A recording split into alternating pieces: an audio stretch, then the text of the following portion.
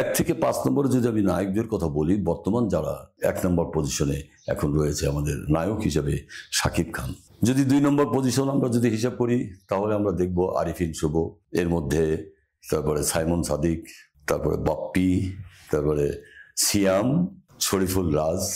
ওরা মোটামুটি একটা অবস্থানে আছে এবং তারা মোটামুটি দর্শকপ্রিয়তা পেয়েছে। যদি নায়িকাদের মধ্যে যদি বলা হয়, এখনো আমাদের অনেক নায়িকা যেমন মৌসুমী এখনো দাপটের সাথে অভিনয় করে যাচ্ছেন। পাশাপাশি শাবনূর এখন না বললেই চলে, যে চলচ্চিত্রে নাই বললেই চলে। পপিও একই অবস্থা। পাশাপাশি মৌসুমী এবং পূর্ণিমা, তারা দুইজন সমতালে অভিনয় করে যাচ্ছেন।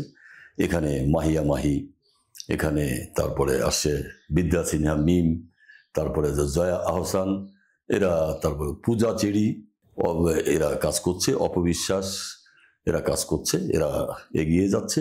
আমি মনে করি তারা ভালো করছে।